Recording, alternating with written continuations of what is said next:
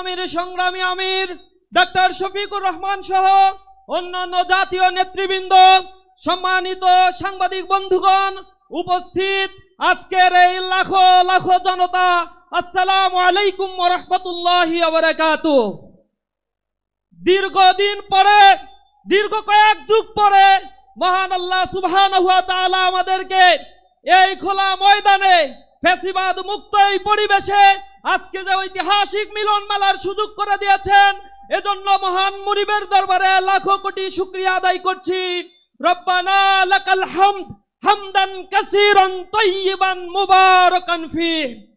সংগ্রামী উপস্থিতি, আজকে যে 7 দফা দাবি নিয়ে জামাত ইসলামীর মহাসমাবেশের আয়োজন হয়েছে, ইন্টারিম গভর্নমেন্টের কাছে বিনীতভাবে অনুরোধ জানাই তারা অনতি বিলম্বে এই দাবি মেনে নিয়ে একটি সুষ্ঠু নির্বাচনের ব্যবস্থা করবেন।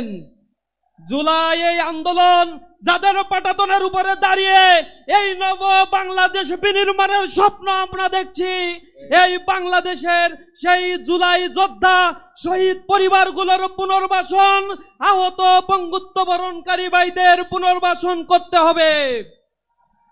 পাশাপাশি জুলাই ঘোষণাপত্র অনতি বিলম্বে সংবিধানের অন্তর্ভুক্ত করতে হবে এবং এই জুলাই মাসেই জুলাই ঘোষণাপত্র দিতে হবে।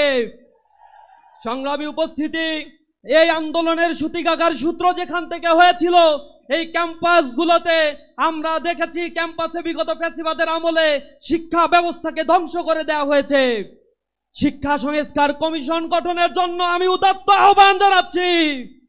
পাশাপাশি আমি আহ্বান জানাচ্ছি, প্রিয় বন্ধুগণ, আগামীর নির্বাচনে আগামীর বাংলাদেশ বিনির্মাণের জন্য এক সুবর্ণ সুযোগ আমাদের সামনে এসেছে। এই সুযোগ যেন আমরা হেলায় খেলায় না হারাই। কবি নজরুলের ভাষায় বলতে চাই, দুর্গম গিরিকান্তার মরু দুস্তর পারাবার হে, লঙ্ঘিতে হবে রাত্রি নিশীতে যাত্রীরা হুঁশিয়ার। আমাদের সজাগ থেকে দৃঢ় কদমে আগামীর বাংলাদেশকে গড়ে তোলার জন্য সর্বশক্তি বিনিয়োগ করতে হবে। সবাইকে সেই উদাত্ত আহ্বান জানিয়ে আমার কথা শেষ করছি। আসসালামু আলাইকুম ওয়া রাহমাতুল্লাহি ওয়া বারাকাতুহু।